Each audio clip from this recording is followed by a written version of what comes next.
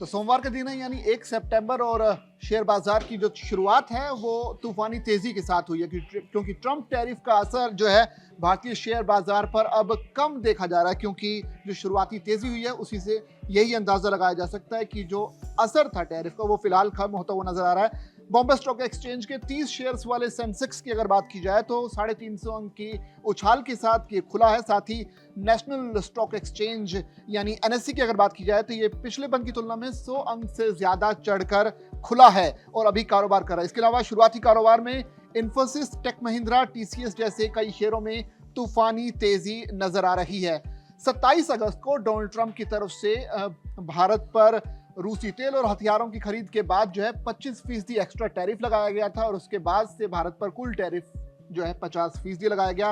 इसके बाद कई सेक्टर्स में इसका असर भी देखने को मिला, लेकिन सोमवार को यानी आज जैसे ही बाजार खुले तो इसका असर कम देखने को मिला है। उसके हिसाब से अब ये मान सकते हैं कि जो ट्रंप का टैरिफ था वो काफी हद तक खत्म होता हुआ नजर आ रहा है। बाजार में कारोबार की शुरुआत के साथ ही बीएसई का जो सेंसेक्स है जो पिछली बार बंद हुआ था 79,809 की तुलना में अब मामूली बढ़त के साथ खुला, जबकि 79,828 था, लेकिन कुछ ही मिनटों में 80,000 के आंकड़े को पार कर गया। इसके अलावा एनएससी का जो निफ्टी है 24,432 पर खुलने के बाद तेज रफ्तार से 24,546 पर फिलहाल कारोबार कर रहा है।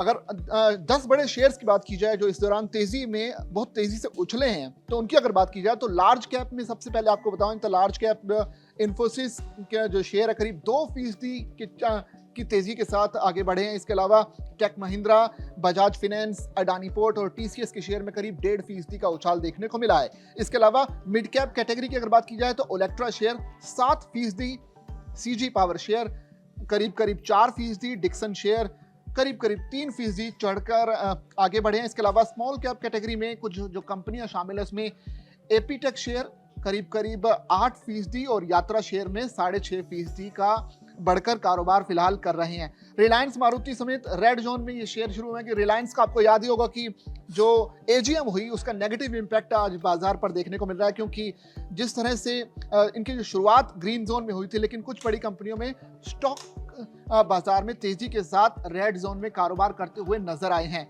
लार्ज कैप में Hindustan Lever, Unilever, Maruti, Reliance, ITC और सन फार्मा जैसे बड़े शेयर शामिल है। इसके अलावा मिड कैप और स्मॉल कैप में बात की जाए जेएसएल, यूबीएल, गोदरेज इंडिया के अलावा भारतीय हेक्सा समेत कैमलिन फाइनेंस, मैराथन और एसटीएल शेयर टेक का जो शेयर है गिरावट के साथ फिलहाल कारोबार कर रहा है।